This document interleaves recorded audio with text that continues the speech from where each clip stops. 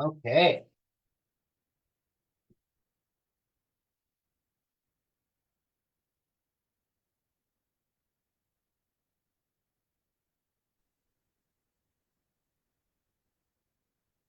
Michael, Hello. How are you, Neil? get out with yourself. Pretty good. Thank you for always arranging this. I think it makes sense to put it in the group, but I do like getting your emails with the prompts. Cool. Cool. Good to know. Yeah, I felt like I should keep the email chain going. I mean, it's helpful. Yeah, not everybody checks Facebook either. Yeah. So thank you. Yeah, and I'm happy that the prompts are useful. They're useful for me. Yeah. Right. That makes sense. Well, nice to see you. Did you get a haircut, man? Yeah, man. Got Nice. had a spare hour today, and some photos being done tomorrow for the band I was telling you about. So it's my 1 hour window to go and freshen up a bit. Nice. Yeah. Nice. How's it going? Good. Yeah. I'm running a little behind this morning because I got way too interested in this in this lick. So I was transcribing this lick for like too long, and then I was like, oh no, I gotta go. I got things I need to do. Um, but it's not a bad thing. There are worse things to be distracted by. Yeah, exactly. That's an ultimately useful endeavor at the end of the day. It was one of those moments where like I learned the lick and I just kept playing it over and over again because I was like, man, this is cool. Probably spent too long with it. Oh no. But yeah, so let's just see who else piles in here and then we'll jump to it. I don't know if Devin will be here because I know he's kind of like I think he's in transit right now. But see what happens. Um, with that being said, I think Layla was here last time. Tatiana was here last time. Michael, I don't think you were able to make it. I put out the email so late. Yeah. That was I, entirely I had another call at that time is what happened. okay, cool. Okay. I'm just going to go back to the chapter for a second here. It was pretty cathartic. I think that we fell into some talk that was about the chapter, but also Hmm. more about being passionately curious. Okay. Because that was what the chapter was really about, in a sense, is like, what are you passionately curious about? And if you're passionately curious about something, then uh, you have a much better chance of kind of following through with it rather than doing something because you're kind of obliged to do it or something like that. So we kind of dug a lot into what exactly being passionately curious was. And I know Layla, I'm pretty sure Layla was there, Tatiana. I don't know, both you ladies might be doing something right now, but if you wanted to weigh in on that at all before we kind of move into the next part, see if they, yeah, I'm gonna go with that's a no. Um, so oh, maybe Layla's here. Hey, you're kind of running around right now, I think too, right? Hi. Hey, Hi, hi. hi, hello, hello, hello. Oh, I Hi. think I might have missed. Maybe I was wrong. And I thought we were going to be doing truth is what clients value today, but we didn't do learn to love those feisty no's, which is what we really should do. Yeah, I think last time wasn't it about um wasn't it wasn't it the chapter where we all went off on oh gosh, it was that quote from Einstein, wasn't that last time? Yeah, I have no special talent. I am only passionately curious. Yeah, and we went off on being passionately curious. Like it was like that whole that whole that whole moment, that whole chat led me in my personal world to wind up realizing and embracing like every moment as offering and giving an opportunity to be passionately curious. And that the more that I like embodied that, the more I don't know how to explain that, the more I got stuff done, like not just regular old stuff, but like there's this woman that I'm working with to create an event November 23rd, and she was sending me this email that was like, I'm super scared that we're not selling tickets. And it was really filled with like all this like fear and negativity. And it was new. This was like a new communication from her. And instead of me kind of like sitting there and being like, womp womp womp, I don't know, I could have been 1,000 things. I decided, well, what if I'm passionately curious about what the heck, like, where is this freaking energy coming from actually? And I called her up and was literally like, what's going on? Like where's all this stuff coming from? And then it opened up an opportunity for her to reveal that this was the first event that her organization had ever done, that she had really no clue what she was doing, that she was working based on a series of presumptions, that she was getting disappointed. She was afraid. She had a council she had to like answer to. All this stuff came out that if I had instead maybe say focused on like just how that quote differentiated between like, I have no special talents, I'm just infinitely possibly like passionately curious. If I had instead been like, well, this woman, I don't know. I don't even know how I could have been, but if I had just like decided that I knew what was going on, and so what's the problem? Well, that would have blocked so much. That could have actually almost even had her turn around and be like, you know what, we're just going to cancel, right? So even though I was like feeling that like, oh gosh, what if this is a paycheck, what if she is heading that way? I transformed that moment by embracing that exact conversation we had. And I was just like, screw it. I'm just going to be passionately curious and call up this woman and be like, yo, what is up? And it worked. So I'm super grateful, Neil, for just hosting the space, and was super grateful for that conversation we had last week. That was rad. Yeah, I really agree with that too, because it's almost like being passionately curious can combat that. Like I've found over time, from myself, from my clients, from working with people in all situations, it's like assumptions are just built into thinking. And like when we kind of decide to be curious about the assumptions that we make, and then to kind of like find out if those assumptions are correct or if they're just totally made up, just opens all these doors that would otherwise would be shut.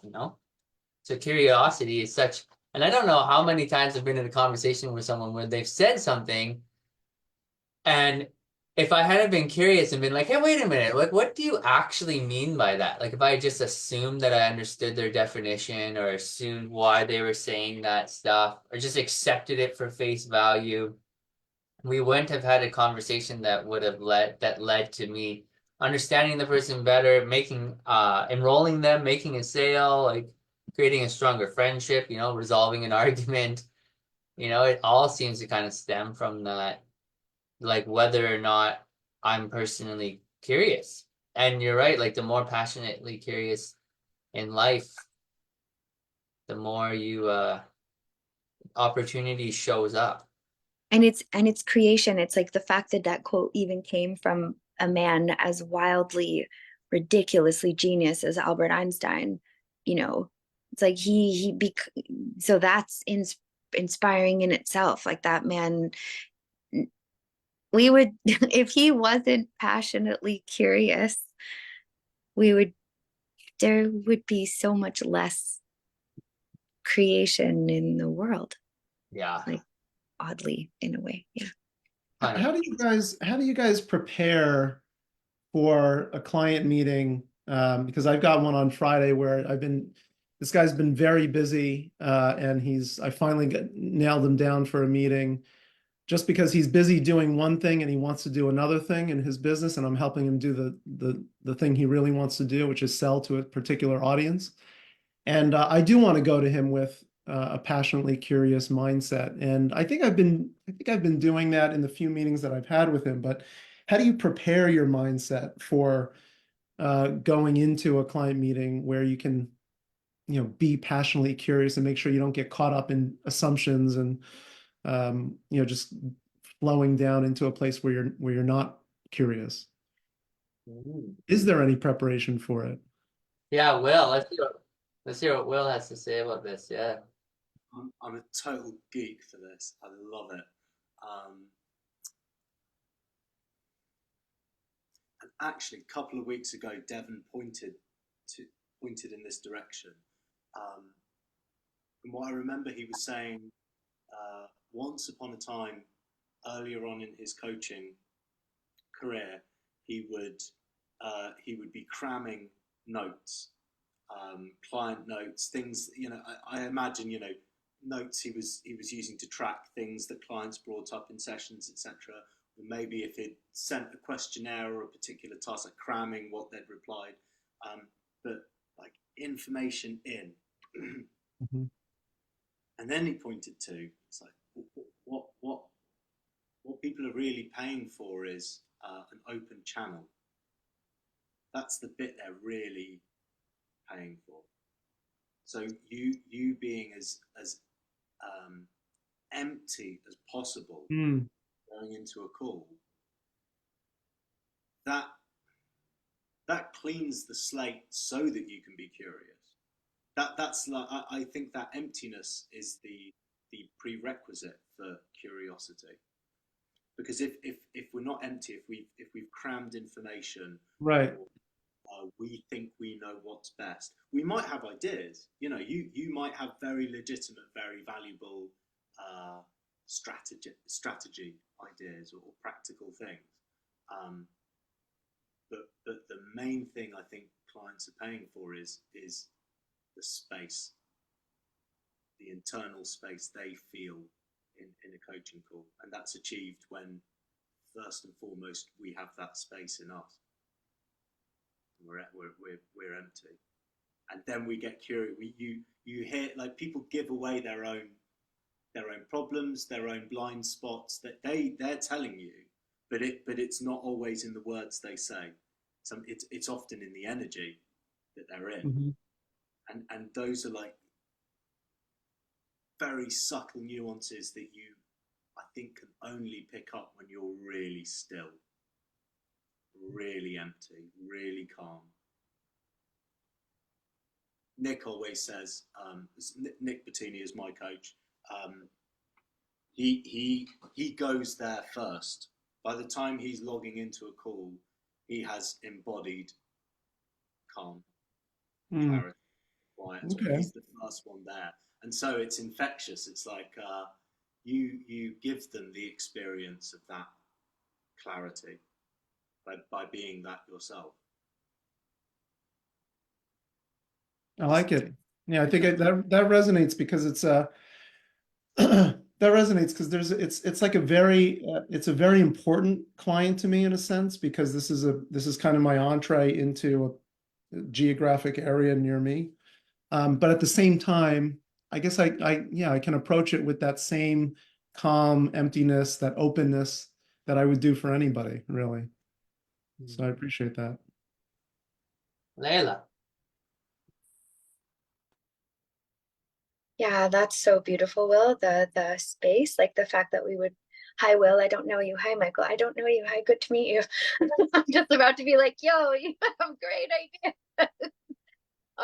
But yeah, that's so bang on with like showing up with the space that you create for a client. you know, like, and having that in the forefront. Because like this morning, right before this call, I had a chat with a woman who is drifting around me in that way where I can feel that there's potential for an actual client agreement. And I was driving home from dropping off a bunch of gear, and I was going to be late, and I felt horrible. And I was like, I got 5 minutes. I'll just get home really quick. And she called me early. She got on the thing.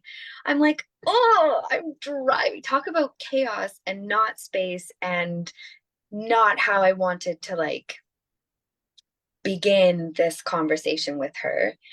And I just owned my, you know, whoops, I fucked up kind of energy, and told her I would be home in 5 minutes, and which was very real, and that I would be ready, you know, that let's just give me 5 minutes and then I'll be ready. So even, and then when I got home, I had to quickly use the washroom and drink a glass of water, and I didn't just jump on chaotically, you know. I sat down on my couch as I was turning on my I had this little tripod thing, and I was like sitting down on my couch, and I just took a deep breath in, and I told myself that I was just there to listen deeply, and sometimes reminding myself of that, of creating that space, that silence for a client.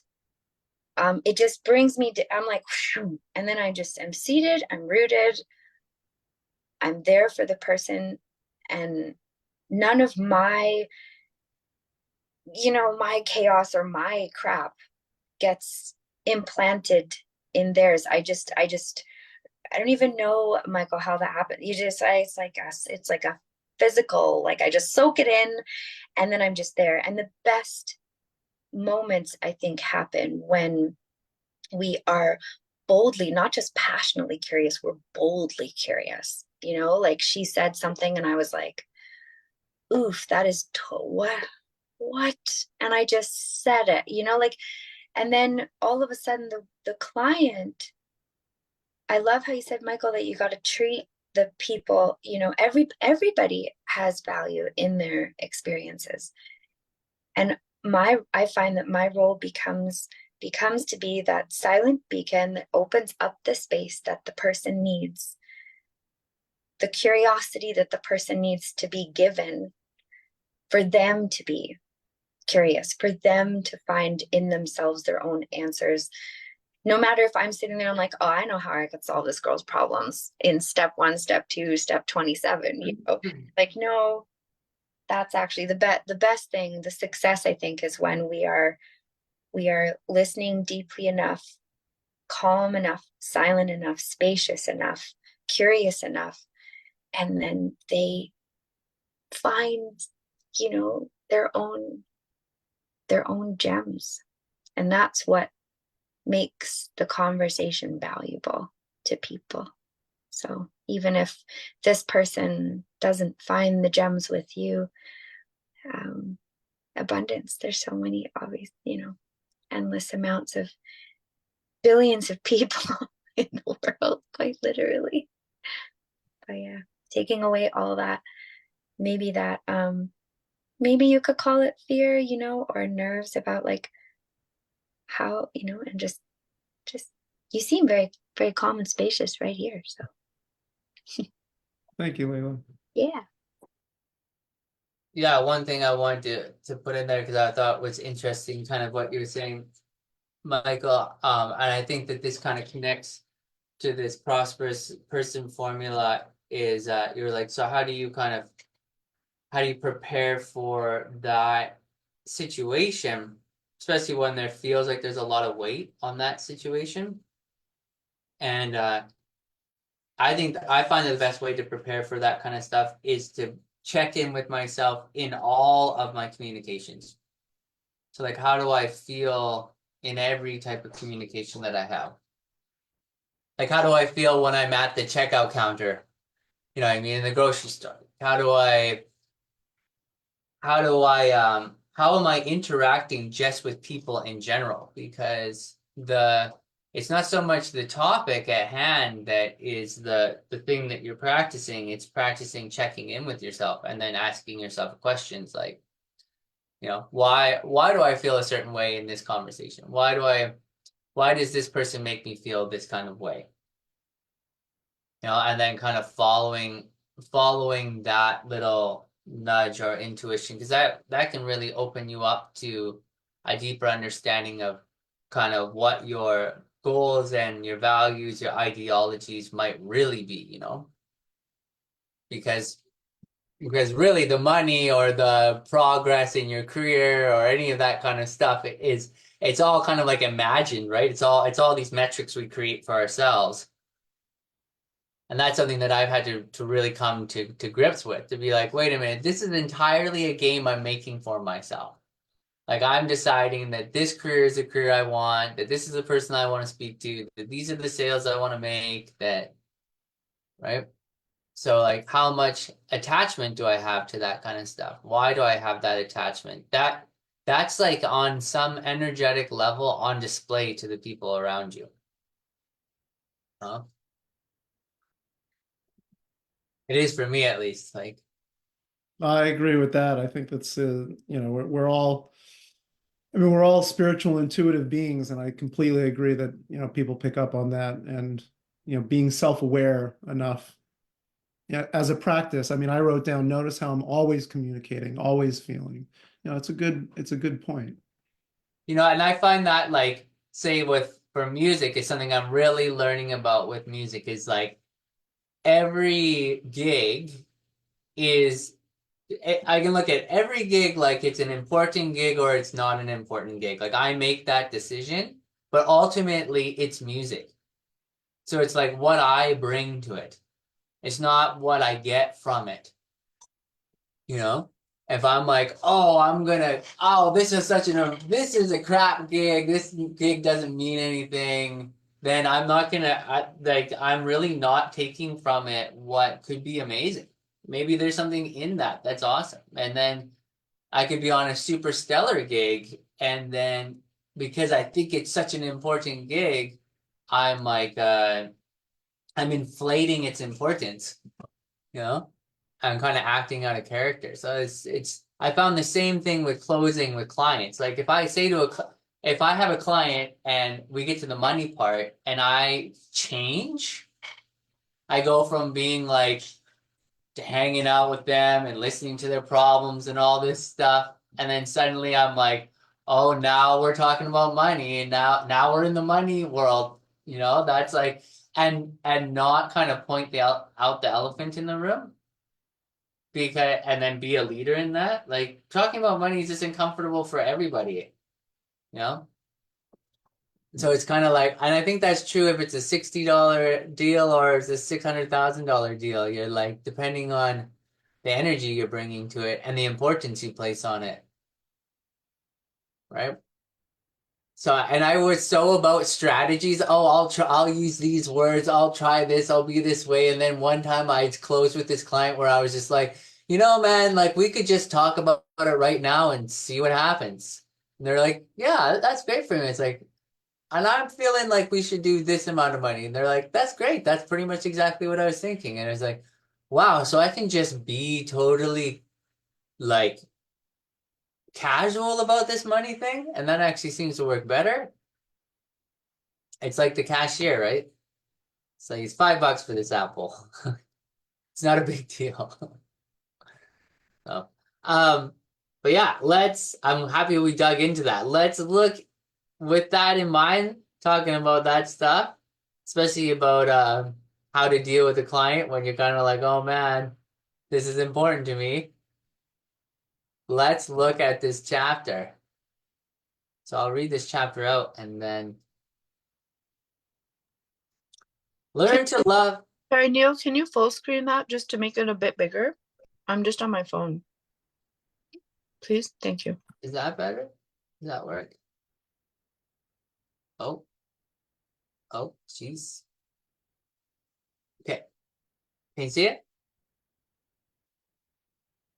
Yeah? Layla, can you see it? Sorry, my mute was on. I was like, yeah. Okay, so learn to love those feisty no's. Don't worry when someone says no.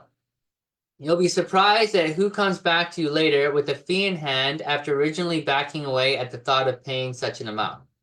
Sometimes weeks, sometimes months, and sometimes years later, but proposals generate future business. I love that. We just don't see it because our culture's attraction to the negative has us translate a proposal that gets a no into an emotional disappointment. A no can be the best and most exciting thing about a coaching practice, but only after we practice a lot. And we learn to really feel how fun they are, how powerful. Yes lives in the land of no. Without no, there could be no yes. No means you're in action. Only passivity can stop you from being prosperous. If someone in another city, unseen by you, flipped a coin a lot of times, could you tell me how many heads they got? No. You couldn't even make a good guess unless you knew more information, right? Okay. Well, what if I told you how many tails they got? Would you be in a better position to guess how many heads? Absolutely. Why? Tails and heads go together.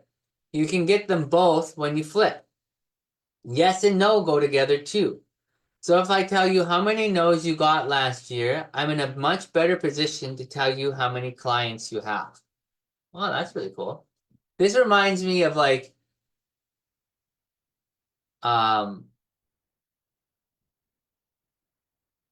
this chapter reminds me of this one interview I was watching. I can't remember who it was with. Some millionaire sales guy. And he was like, what if I told you you were only 1,000 no's away from making $1 million? You know what I mean? You was like, you probably start trying to get those no's as fast as you possibly could. You'd be like, no? What about you? No, great. You? No, great. You know, like, so there's which is such a different way of looking at it, right? It's like the idea that eventually the amount of no, like a no will turn into a yes. And I also really like how he says here, where does he say it? That, but proposals generate future business. I thought that was such a key. I never personally look at it like that. I think I need to write that down. It's just the fact that like he's saying, like if you don't propose, there's no yes or no. Like you can't know, you know nothing at that point. If you do propose, you have kind of like at that point a 50-50%, it's 50-50. So you really like increase your odds by half, which is a pretty significant increase, I would say.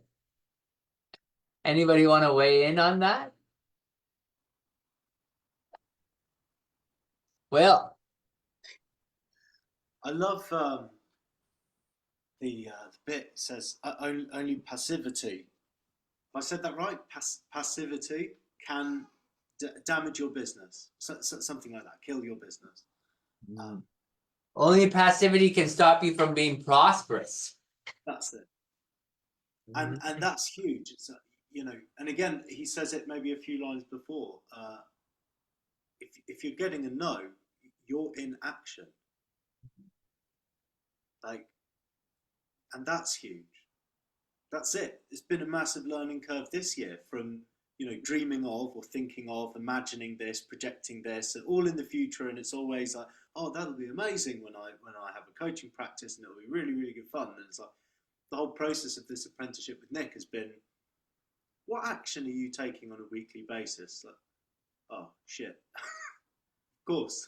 It's like I've got to be doing. I've got to be out there doing something. So that particular bit really speaks to me because I'm scared of the no's, and that was I've got my stories around rejection. You know, so a no, you know, there's a part of me that could go, evidence. You're not worthy of this. Of course you're rejectable. You know, blah, blah, there's that whole thing, but learning to diffuse that charge. I think it's more than a reframe. It's diffusing the charge and going, well, a no is neutral. It's often a no for now, you can calibrate that, and it means you're taking action.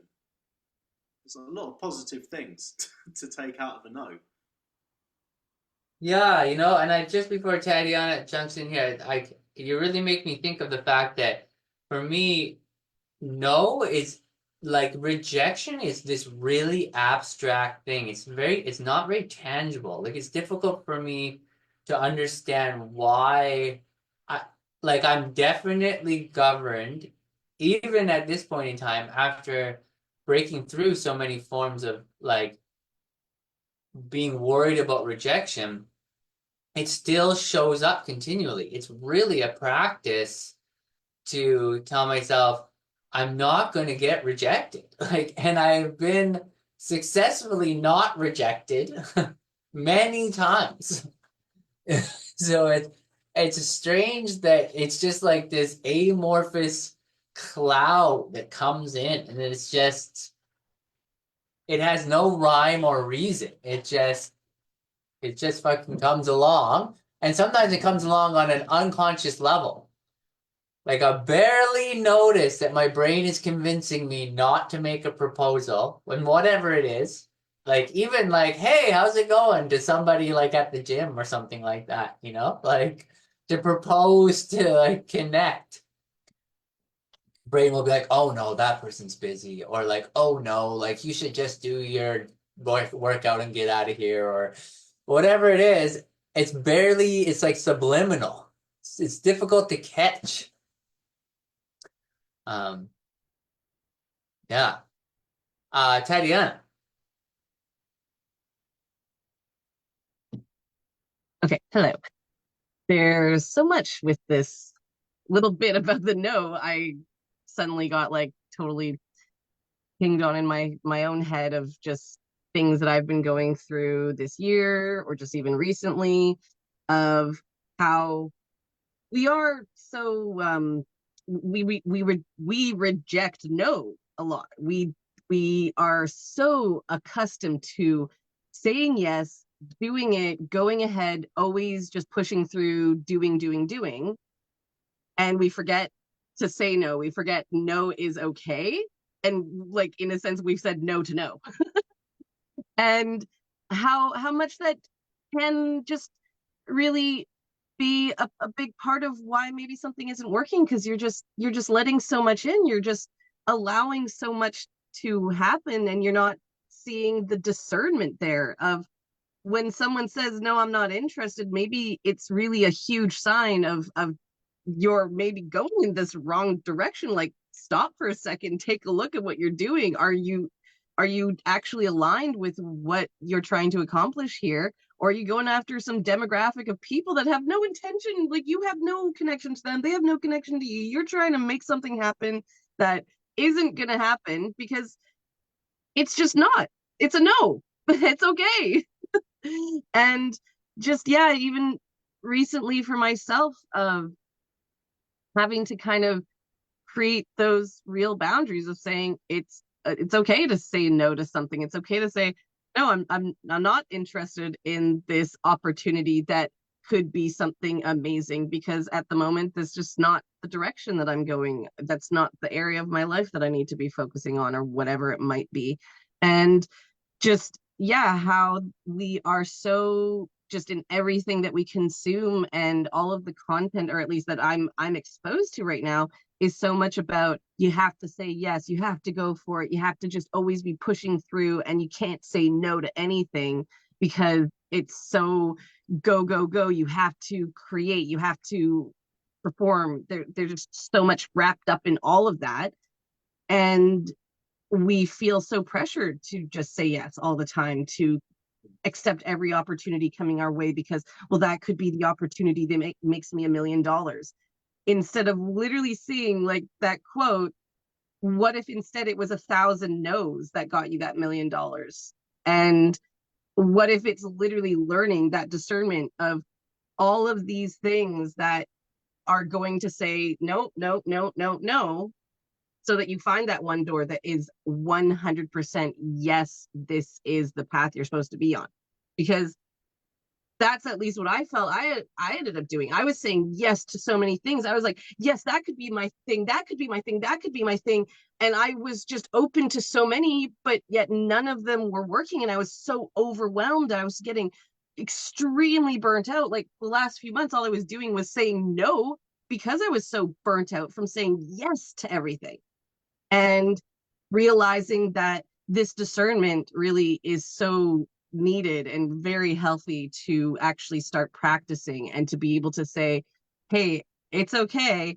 We can say this opportunity, while may presenting in all of these manners, is not for me at this moment. And maybe it will be tomorrow, maybe it will be in a month, or maybe it will be in a year.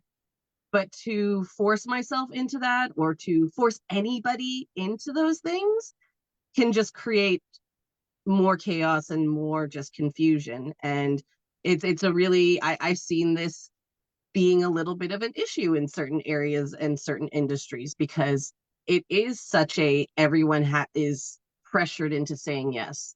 And now we have the few people who are starting to say no and stand up for themselves and create some boundaries. So there are becoming more pathways and opportunities for this to actually expand and become more. And as more people practice this and as more people accept that it's a part of just the process of growth and learning and understanding ourselves, understanding the world, then we can become better for it. We don't have to be afraid of that rejection of no. We understand that it may be a no today, but it may be a yes tomorrow. And through our own experiences, just discovering that we can say no to our own situations and experiences that don't align for us. And this is just what life is like sometimes. And to force those things to happen, just I in my own experience, I found it just causes a lot more problems if you're trying to force something that isn't supposed to be happening at that time, in a sense. Like, you can feel it when you're doing something that really isn't what you're supposed to be doing, and that you need to kind of create a boundary, or like they said, have a little bit of a no, have some space to expand your own understanding, and then when, if time feels right, to say that yes eventually, or maybe not, and to be okay with that things are not going to work out on that path. There's a bunch of things that are really cool in there, Teddy, and I like how you took the whole no concept and made it like it's not just about the no's that you get from other people, but the no's that you give to other people. Like that those two things together create success. Because you're like, and I really like that from a coaching and sales perspective, because if you make a proposal to someone and they take it in and think about it and gauge it against their life and decide that it's not a good time to do it and then say no, they really are defining. They're defining themselves in that moment, which I think is, and that's no for now, I think is really cool. Like you're saying, Mike. Oh yeah, absolutely. I think there's a lot of really cool stuff in there. And you're right, there's a lot of industry. Like I would say the music industry, the film industry, script writing industries that have been saying yes, or musicians doing live gigs that have been saying yes to less than their worth for a long time. And if there was a collective no from the industry to no, I'm not doing that, we're not doing these gigs, no, or you're gonna have a much lower level of, people, yeah, right, that are gonna do these gigs, you'd you probably see a significant shift in how people valued those valued musicians in live music because they would have less of a certain grade of it, right? So like you're saying, there's like a two-way fear. You really opened up something cool there. Like there's a fear to say no because of scarcity, and there's the fear to get a no because of scarcity. So it's like a dual fear of no, which really seems to be like more of, like you're saying, a fear of creating strong boundaries and filters, and then committing to yourself, being like, no, that's not right for me, or like I'm filtering the world to see what's valuable for me, and I'm only going to select the things in life that I know are valuable for me, because I only need one valuable thing. Like 100 things that aren't valuable for me are not going to create value in my life. But one really valuable thing is going to create value in my life, right? And that can be really hard to like kind of accept, almost, to be like, so if I don't let these things that aren't valuable into my life, I will be at the same place. You know what I mean? Like, so if I let the things that aren't valuable into my life, it will actually diminish my level of value? Huh. Like to really create those distinctions, I think that was very powerful, Tatiana. But also hard to remember because of that rejection thing, right? Like it's almost like it's like rejection goes two ways. When you reject other people, you feel uncomfortable. When you get rejected by other people, you feel uncomfortable. Rejection is just, but even though that's what creates the definition. So is it rejection that we're afraid of, or are we afraid of clarity? You know, like is it that we're afraid of being rejected? And so I'm just kind of ranting here for a second, but like because it's like, are we afraid of rejection, or are we afraid of like the fact that we kind of live in a fantasy of like, oh, like Will was saying, oh, this would be great, and I can't wait till this happens, et cetera, et cetera.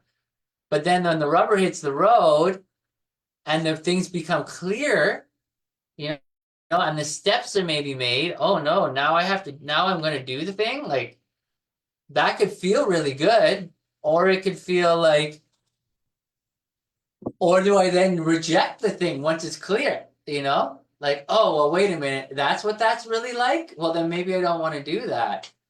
It's quite Oh a, yeah.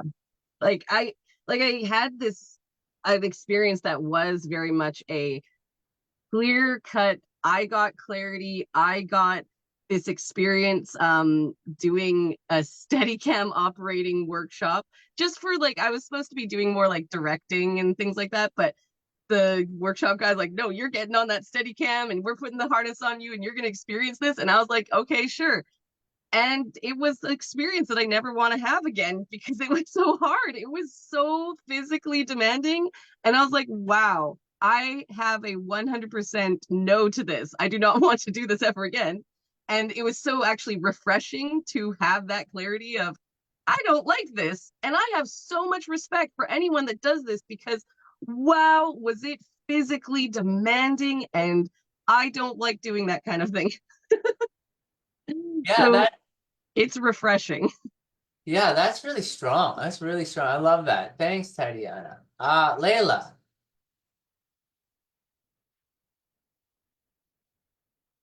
You want me to unmute you? You're on your phone. I know. Oh, you got it. Okay. Um, it's so incredible. And in there, it's like this little whisper of we like to even say, like the way we talk about no's and yeses, we like to say, well, okay, if I'm saying no, then here's the power piece of yes. You know, like if I'm saying no to something, then the power is the result, which is yes to something else, or the power is that I'm feeling really great. I don't know how to, so like the diagram that he had where it's like yes in 1,000 no's as opposed to one no and 1,000 yeses. Like it's very refreshing. Yes lives in the land of no. So often I think we want to celebrate our no's in how the no feeds the yes, as opposed to celebrating the yes, like in how it came from the no's. Does that make sense a little? So like I would say, for example, to my kids, I'd be like, well, you know, if you say no, there's a yes waiting around the corner. But that's like almost putting this conditionality on like, and this weight still on like, we still want to say yes, like what you were saying, Tatiana, where we just have this like cultural like obsession with yes, you know? It's like, why don't we get obsessed with no and place the same positive, gorgeous value on no? So I love that diagram, how it's that yes lives in the land of no. That was one thing I wanted to kind of bring up, and just my own recognizing, okay, well, actually, I should be telling my kids, not, I should tell them, instead of telling them, every time you say no, just watch, because there's going to be a yes around the door. I should just be telling them, look at all the times you said yes, and how many times did you have to say, let's celebrate all the times you had to say no in order to find that little, does that make sense too? I don't know. That's something I have to sit with, because that's really cool, just the way it feels a little flipped around. And then this also made me think about unrequited love. It made me think about unrequited love, in that, don't we just sit in a situation where we're totally freaking head over heels for someone? How long are we willing to sit in that situation? Just dreaming and fantasizing and waiting, and there's no clarity, and it's all confused. Oh, did he do this? Oh, he said this. Oh, she touched my arm, you know, like, oh my God, like the amount of crap that will just like get hyper fucking fixated over, like, oh, that felt, it's almost like it's like a high. We're like getting high off of this confusion.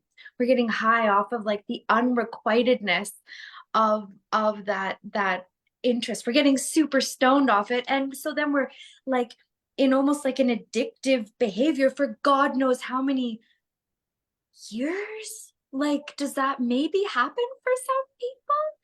And then, but then the moment that you decide, you know what, I have fucking had enough, do you want to hang out with me in this way? And the person's like, nope. And you're like, fuck, I knew the whole time.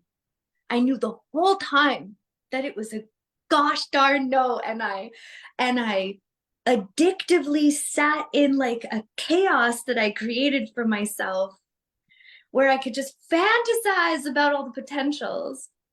And by hesitating through the receiving of a no, like hesitating against receiving of a no,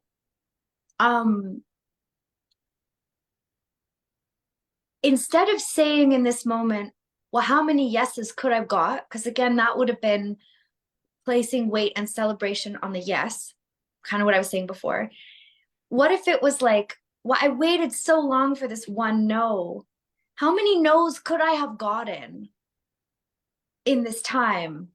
Will I still have to get all those no's to find my true love? You know, like, damn, like I should have gotten this no and then asked the next guy and the next guy. I mean, not that there's like, we don't have to do millions of guys. I'm just saying, like, you know, in the metaphor of it, came back to it. Anyway, so like you could like easily be, instead of lamenting about the lack of the yes, it's like celebrating the number of no's, because yes lives in the land of no, you know, and making yes to be like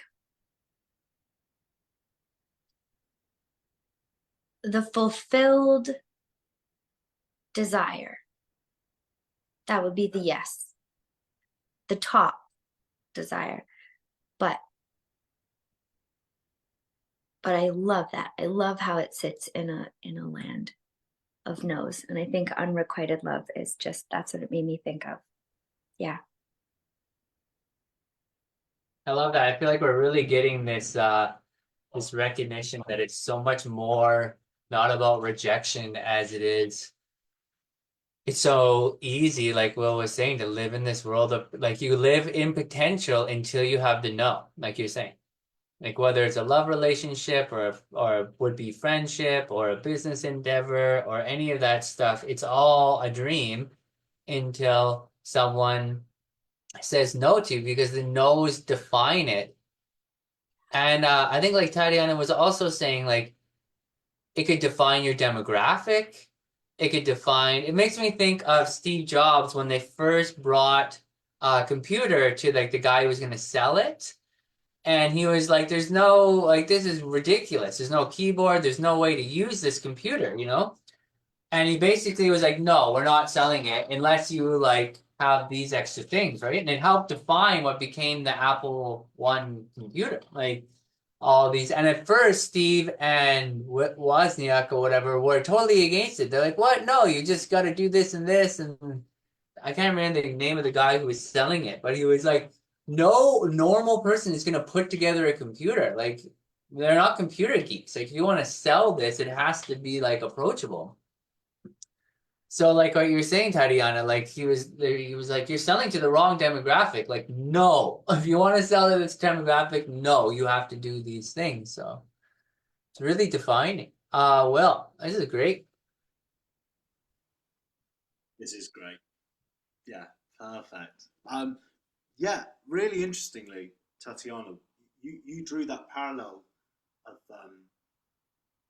you know receiving a no, but then also our relationship with saying a no. And Nick, my coach, recently shared a post, the 5 obstacles to coaching prosperity. I'm just reading to double check to remember where it came from. So his coach, and Kush went to it was a 2-hour audience with Steve Chandler, who's the godfather of coaching. Who wrote this book? Who wrote this book, right? So the first 2 points, taking no personally and not practicing saying no. Oh wow! So we're right in line. We're right on it, and this is well from the horse's mouth, the top 5 obstacles to coaching prosperity, and it looks like he's drawing the exact parallel that you dug up. It's like, how am I receiving a no, and what's going on inside me, and what's my relationship like with no, and this combined with Layla, what you were talking about, I really enjoyed the dating thing, and actually, and I'm going to be fully like, it feels a little bit vulnerable sharing to this detail, but I'm yeah, let's just go for it. It got me thinking about we don't interpret every no in the same way. So no is like this single syllable sound that is neutral, and we apply the emotional charge. And there are the emotional charge exists on a spectrum from like very, very low to total avoidance of a situation that might incur a no, and actually seeing the in myself how spread the extremes are.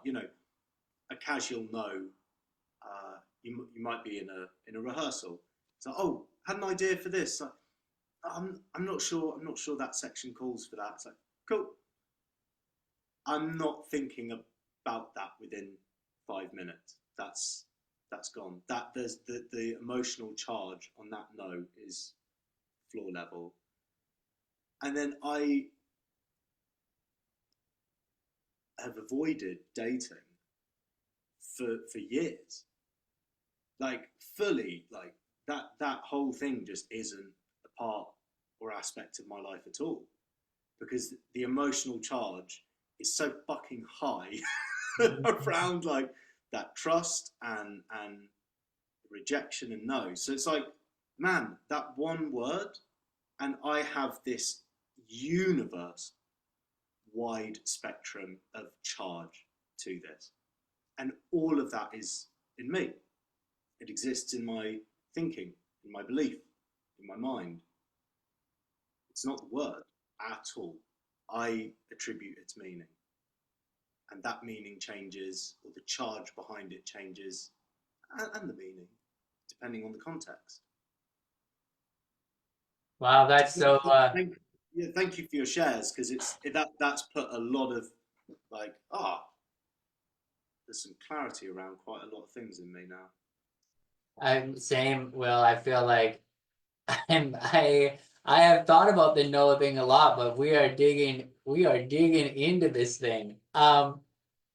For just one little thing I wanted to pose, like I always think of, yeah, some no's definitely hurt more than others, which is crazy because it's like some like how does that sound hurt more than it's because of what we built up, like you said. Well, like we built up this whole thing around it, and then we're hit with the reality of how the connection actually works, you know? Oh yeah, what do you mean by that, Philip? Like, you're gonna have to elaborate more on that. Well, you just said the vibration of no is like painful, right? Yeah. Whereas in Polish, no means like, oh, go on, keep talking. Yes. Like, oh, no, no, no, no. Oh So yeah. you say no is nie. So nie has the vibration of you know, No, they're the yeah, same thing. Wow, yeah, that's so interesting. So then it's not the sound, it's entirely the implications that we've created for this. And like for me, I have never thought of thinking of no as positive. Like in my brain, it's hardwired to think yes is positive, no is negative, you know? And that, yeah. you know, when a no happens, that's because something negative has occurred. A yes happens because something positive has occurred. It's It's never conditioning. occurred to me to think that yes could be negative. The saying yes to something could possibly be the worst thing I could do. And the saying no to something could actually possibly be the best thing I could do. So it's just never really distinguished that to that even though I do it, but just never consciously like, wow, that's nuts. Layla. And just made me think too of, you know, when you were saying before about like rejection and like, do we, you know, I was talking about maybe we have these feelings that we're sort of like getting stoned off of, you know, the energy. And then Will, you were saying this like that the spark of no or the like content of it can shift. So that I loved how you said that. Like there's a universe of experience in just one word, you know. And it made me wonder about you know, like to create no as celebratory, you know, like what I was trying to get to before, like to create it as just as celebrative as the positive yes, and to kind of give yes a little kick in the ass, like you're saying, Neil, where it's like it's not always the best choice, you know, like, hey buddy, lower, get down, yes, like why don't you have a spectrum of Tone experience, it down a bit, yeah, for you sure. know? It kind of brought up a couple thoughts about autonomy and responsibility, and you know, like when we're saying, like on the unrequited front, just because it's the easiest example, I guess I have experienced it.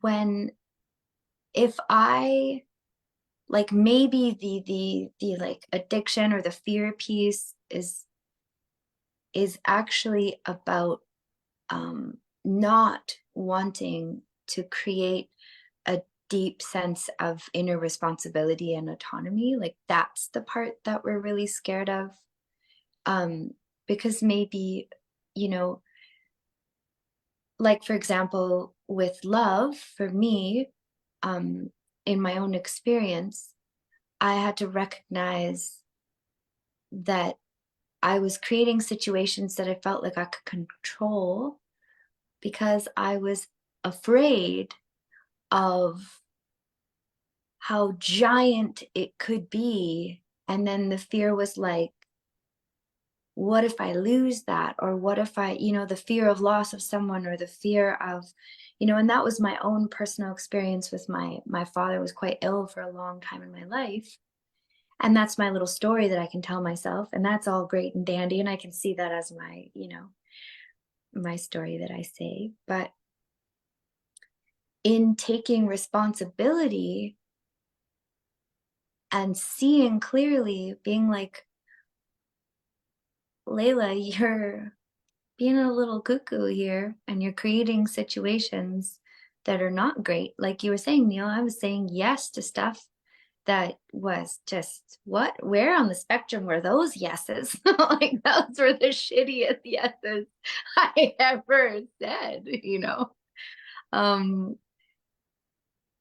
in really owning a deep level of responsibility, rejection doesn't exist because we're not rejecting ourselves, so like whenever we're saying yes or no one way or the other, whether it's positive or negative, where is it coming from? Like, are we fully responsible in our beings? If we're not, then of course we're going to be scared of rejection, because we don't even know how to not reject ourselves. We're like, as we grow to accept the self and to feel autonomous in it, I can make choices and decisions, and here I am responsibly making things that are, like Tatiana, like you're saying, like they align. This is like in full alignment. Then there's no need for the fear of rejection, and the no's and the yeses can exist on so many different spectrumy levels, so many different then yes, then it makes sense that he would put yes in a giant box of no's, because it's like he's leveling out the playing field, and it almost becomes the yes or the no difference almost becomes moot. It's more just, what am I responsibly and self-empowered to be aligned with here? That will bring my answer outward, and I can respect what someone else, as they're deeply aligning within themselves, their answer is going to come to me. And that's all perfect if we're all accepting ourselves, and being responsible in ourselves. Then rejection goes out the window, and we're just fully embodied. Like, wouldn't that be so cool if people just literally, how trained are we to be not autonomous, irresponsible victims in this world? Like, we're so mutually, collectively trained, we're like, that's okay to be that way. Wouldn't it be so cool if it was the opposite, and we were like, wow, we're all like free agents, self-reliant and responsible, autonomous beings in this world? And then what would yes and no, would we even have yes and no? Like, maybe there'd be a totally other word that just would like have an almighty spectrum, I also think that we would it's interesting to take what you're saying, Layla, and to look at it like, I would be hard pressed to think that a lot of people would associate, say, irresponsibility and lack of autonomy with yes. Like, if you were to say to them, hey, did you know that yes leads to irresponsibility, lack of discipline, and lack of personal authority? That, like, and then it's like that, I think that would be unsettling for people. They'd be like, wait, no, yes leads to us all being together and us all being happy and us, in an idyllic world, right? It's positive. It's like, Things huh? No, yes, is masquerading as your friend when when possibly it could be the root reason why you're constantly not finding the success that you're really looking for. So I think that's an interesting way to look at it. And then like you're saying, well, but what has been mentioned a few times in this is that kind of if you say no enough times or you see no enough times and then create that authentic personal authority and autonomy and responsibility, the yes is going to come from that place, which is kind of like what Tatiana was saying. And I really like this because I was talking to Will about this before, about this Michael Neal kind of in the Inside Out Revolution, where he talks about like basically that if you don't reject yourself, like the world you want, like if you reject yourself, then you're rejecting what life gave you, which can't be taken away from you.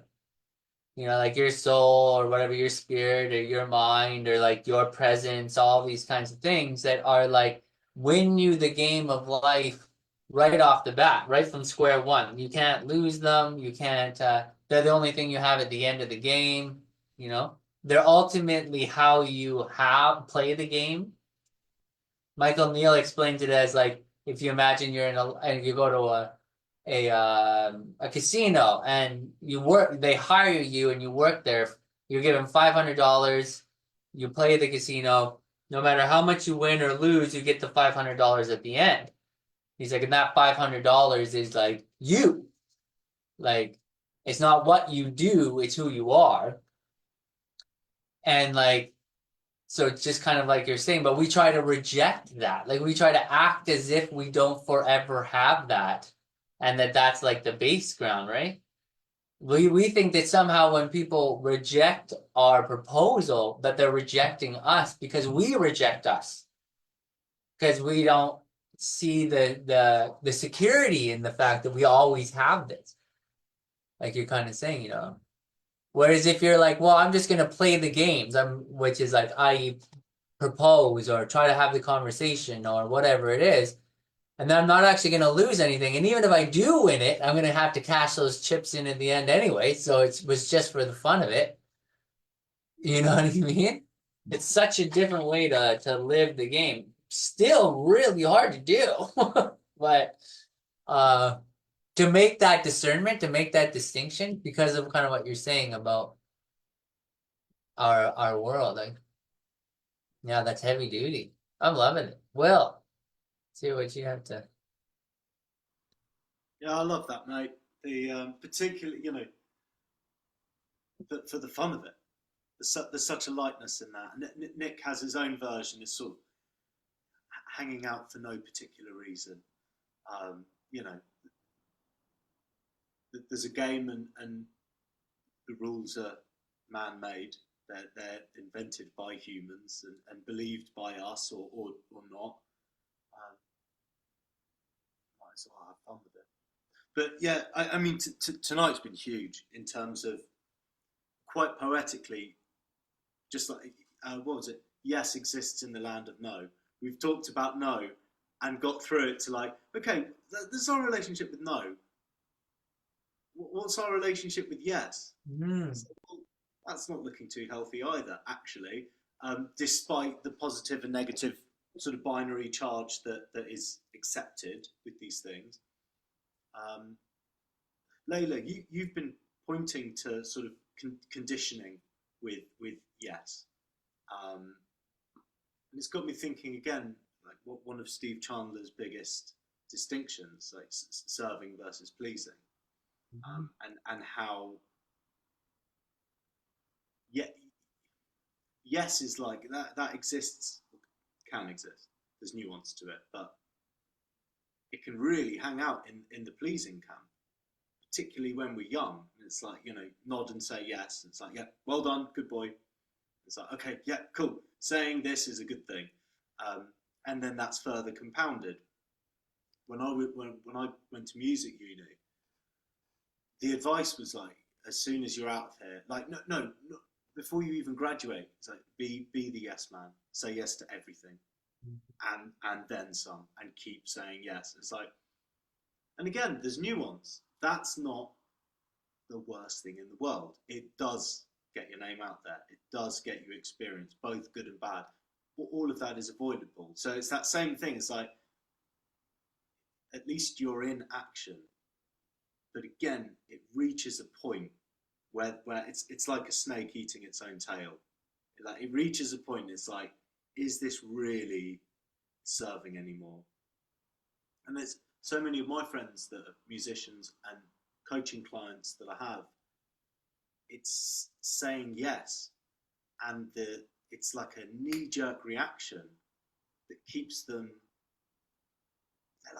they're knackered, they're exhausted, and they're trying to please everyone. They're like, I don't want to disappoint people. It's like, yes.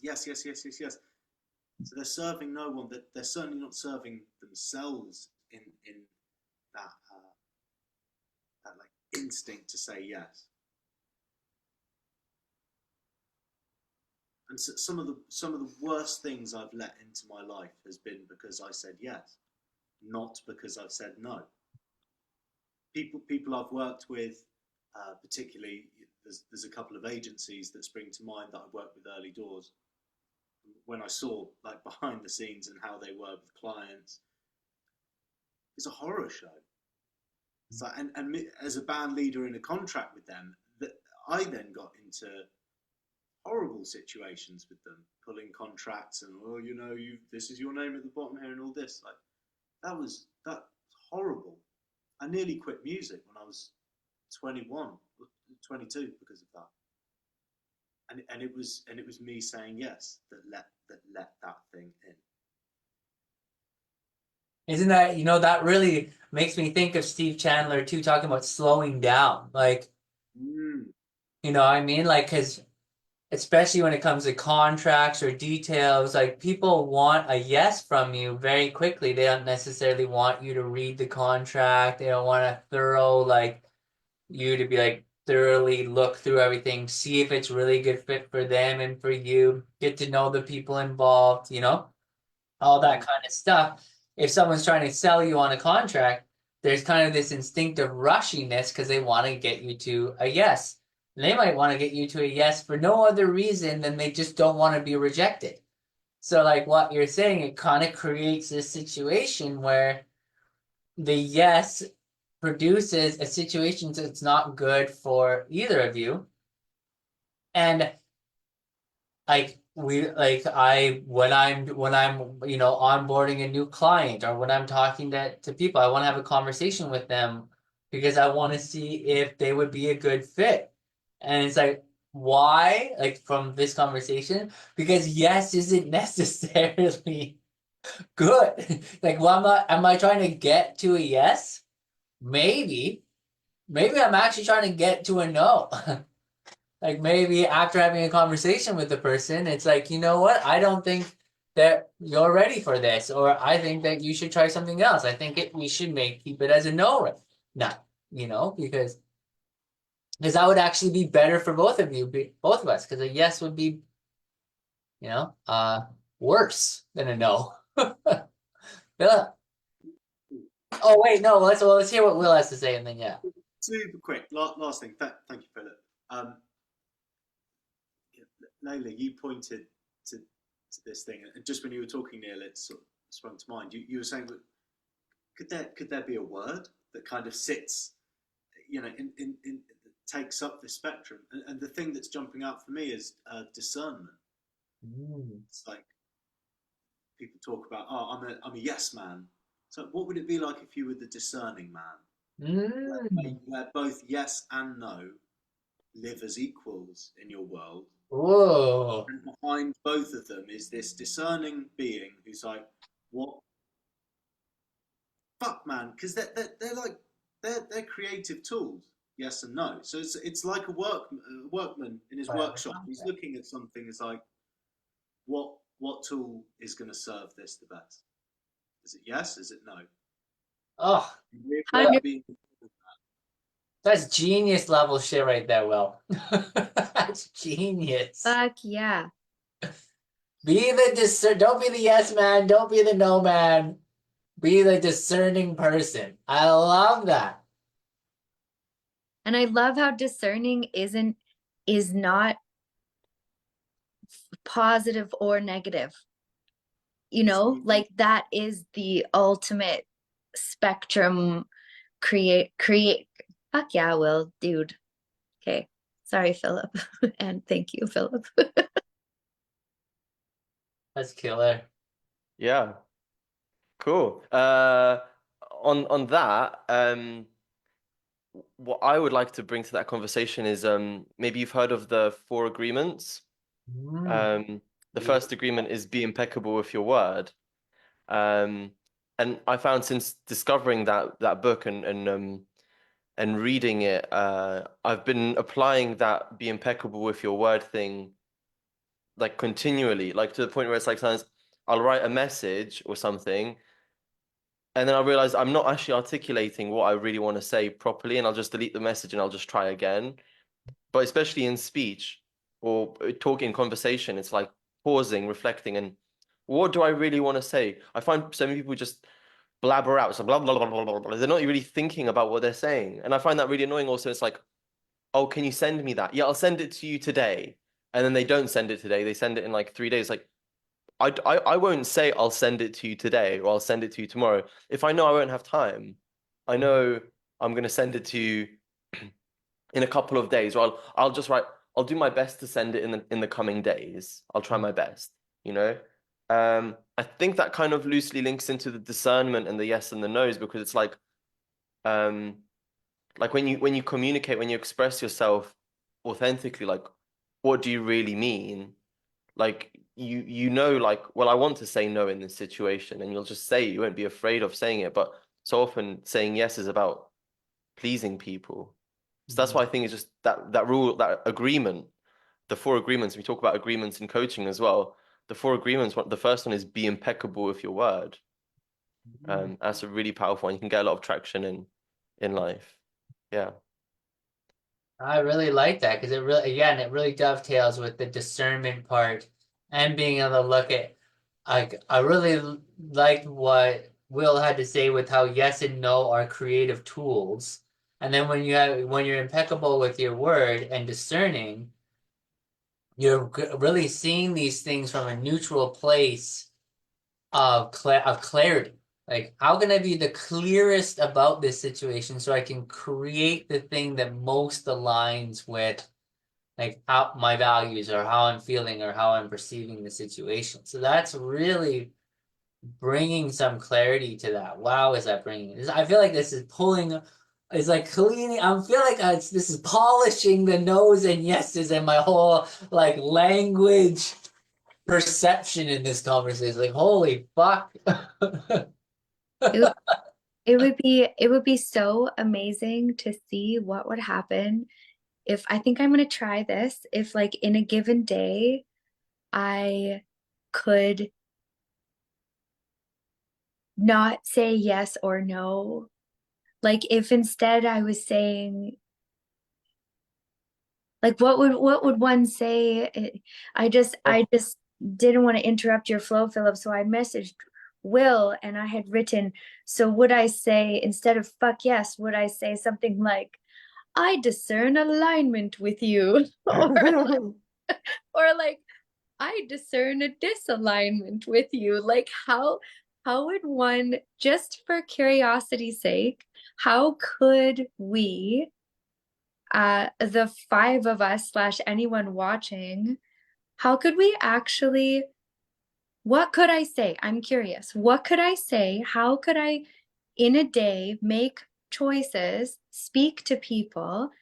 The grocery guy's like, did you want this apple? I'll think about it. I think about it, yeah. Just that? I'll think about it. Super Yeah. like weird and ambiguous. Yeah. Keep it ambiguous. No yes, no maybes. I I'll don't think know about it. though, because I think the discernment piece, it still has such direction. Like there's zero ambiguity in discernment because you are creating, like creation is an action. So there is this, it's not passive at all. It's very active. So like, what would, I'm serious. What could I do? What could I go through my day? Layla wants to go through a day not saying yes or no. Give it to me. I will try it and report back. Like, what do I do? Just one question though. Wouldn't you think discernment would be when to use yes or no, rather than being like, I'm going to use. No, well, I didn't understand it like that. I understood it like that. I guess so. I guess that makes sense. But I was understanding it like an action of discerning. If yes and no lose their remember how we were saying that yes or no are on these spectrums, that electric spark that Will was talking about. I don't even know if he said electric spark. That's just what I heard about. Charge, yeah. The charge. Like if no has a spectrum and yes has a spectrum. And if they're then kind of, well, then both of them are sort of on a spectrum, and we can actually like invert them where sometimes yes is great and sometimes it's shit and sometimes no is great and sometimes, okay, well then, so can we just create another? So then I thought discerning.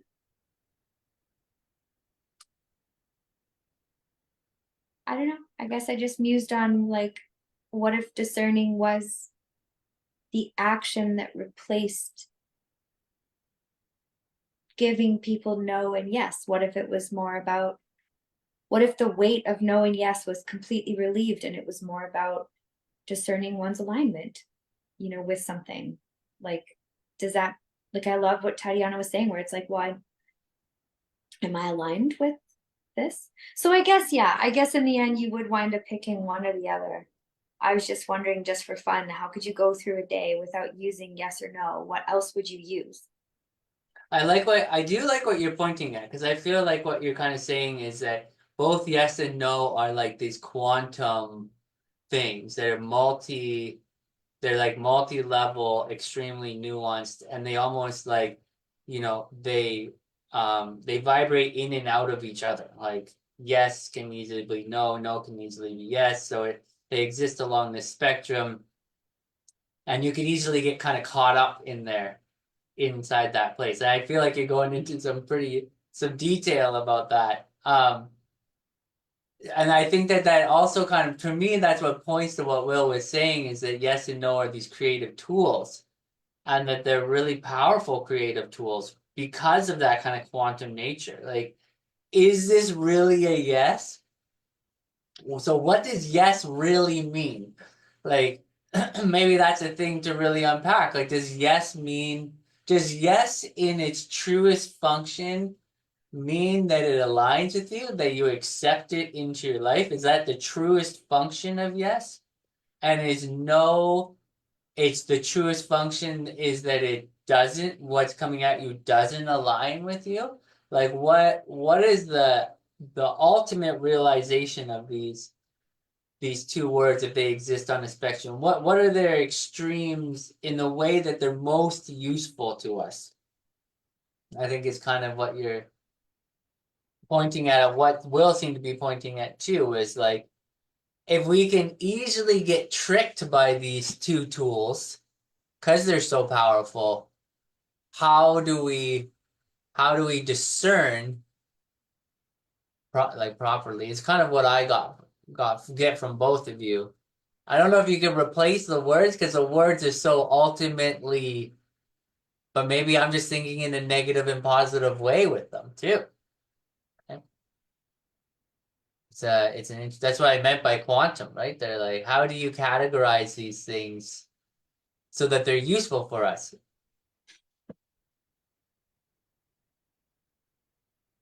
Do you want to speak on that, Will, or now we're getting pretty metaphysical. Yeah. Yeah. I'd love to. I love your question, Layla. I'd love to attempt, or an offer. Um,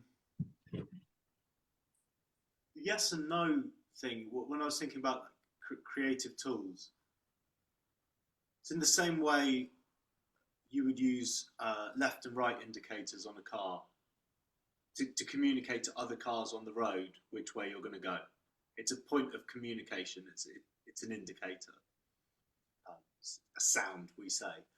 And in my mind, like the discerning person that sees these things as tools has reached a point where they're free to use those tools without the emotional charge attached behind them. It's like this is how I'm visualizing. It's this discerning being sitting, let's say, in this car, and it's the same level of emotional charge as when you flick the left indicator. You're gonna, I'm taking a left at the next junction. I need to let the person behind me know that. It's like we just do that. It's like communication. I wonder what it would be like if we approached those words and lived with them with the same level of their indicators to other humans as to my intention. And I like that because I think it points to the choice. So if you want, because it sounds as well like you'd like to play with the language of it, which I think is really, really cool. It could be a fun experiment to see what comes up.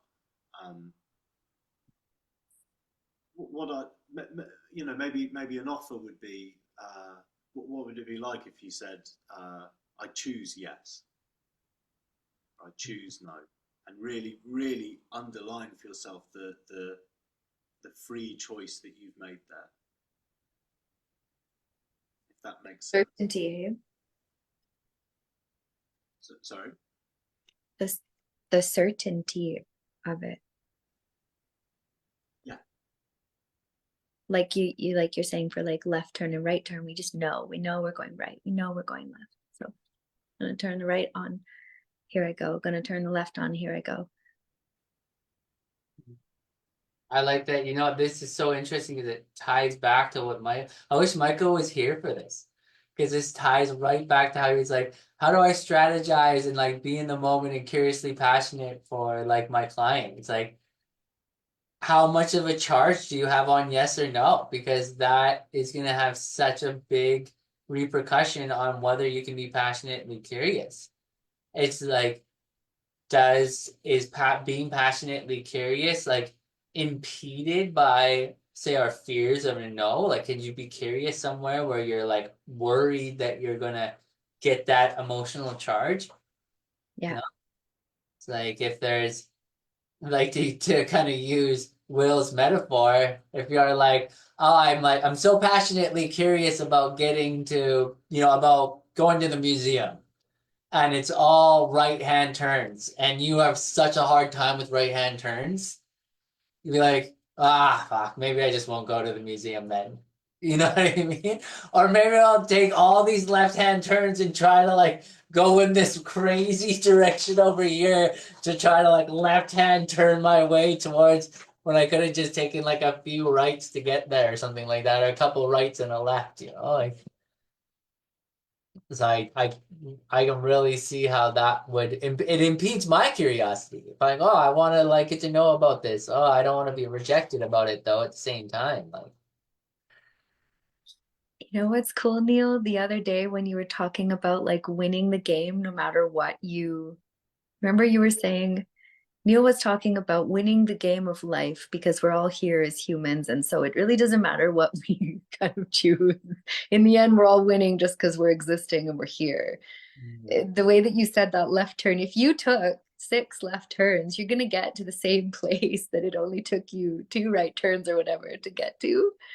So it's kind of interesting that spectrum gets thrown back in there, because someone could choose 1,000 left turns and they'd still wind up maybe at the same museum as the guy who chose 2 right turns. But there is a difference between how literally, like, how many museums are you going to get to go to then in a day? Like if you're choosing 1,000 left turns because you don't want to do the right turns, you might only get to 2 of them. But if you and my version, you're going to go to like 6 museums in the day. And Totally. And what do you choose to value? It's like, do you choose to value speed and going to a bunch of museums, or like, like it's so much the game you're choosing to play. And if you allow yourself that, which I think is like the background of what we're really talking about here,